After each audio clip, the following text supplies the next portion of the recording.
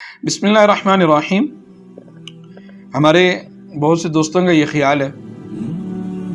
کہ انسان جب زندگی میں ایک دفعہ حج ادا کر لیتا ہے تو کوئی اس کے لیے ضروری نہیں ہے یا اس کو اس بات کی ضرورت نہیں ہے کہ وہ زندگی میں دوبارہ حج کرے۔ ان کا یہ سمجھنا ہے کہ حج زندگی میں ایک ہی دفعہ فرض ہوتا ہے اور اس کو ایک ہی دفعہ ہی ادا کرنا چاہیے۔ یہاں میں ایک بات کی وضاحت کرتا چلوں، اس میں تو کوئی شک نہیں یا کوئی دو رائے نہیں کہ حج جو ہے وہ زندگی میں ایک ہی دفعہ فرض ہوتا ہے۔ جب انسان ایک دفعہ حج ادا کر لے تو اس کی فرضیت مکمل ہو جاتی ہے، وہ دوبارہ حج زندگی میں فرض نہیں ہوگا۔ البتہ جب ہم احادیث طیبہ کا مطالعہ کرتے ہیں اور سرکار دو عالم صلی اللہ تعالی علیہ وسلم کی تعلیمات کا مطالعہ کرتے ہیں، ایک بات جو ہمیں سیکھنے کو ملتی ہے، سمجھنے کے لیے ملتی ہے، وہ یہ ہے کہ رسول اللہ صلی اللہ تعالی علیہ وسلم فرماتے ہیں ادیم الحج والعمرہ فإنہما ینفیان الفقر والذنوب کما ینفی الکیر خبث الحدید او کما قال علیہ الصلوۃ والسلام، کہ رسول اللہ صلی اللہ علیہ وسلم فرماتے ہیں کہ حج اور عمرہ جو ہے ادیم، بار بار کرتے رہا کرو، دوام برتو اس پہ، یعنی کہ ان کو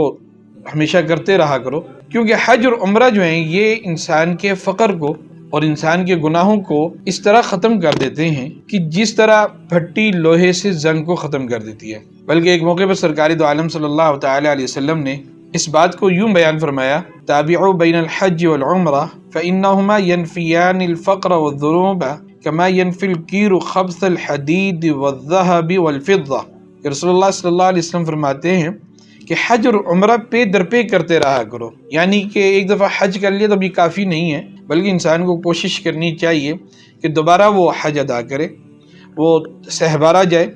دوبارہ جب بھی اللہ جل جلالہ موقع دیں اس کو وہ جائے اور اس کا ذوق رکھے، حج کرے اور حج اور عمرہ پہ در پہ کرتے رہا کرو، کہ اس سے گناہ اور انسان کا فقر یوں ختم ہو جاتے ہیں کہ جیسے جو بھٹی ہے وہ لوہے سے، سونے سے، چاندی سے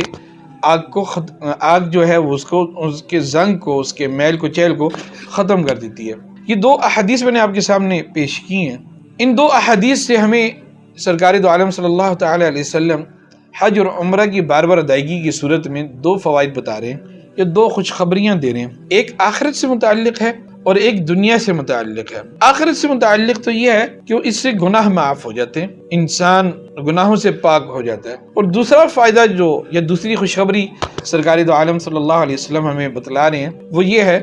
کہ اس سے انسان کا فقر، تنگ دستی،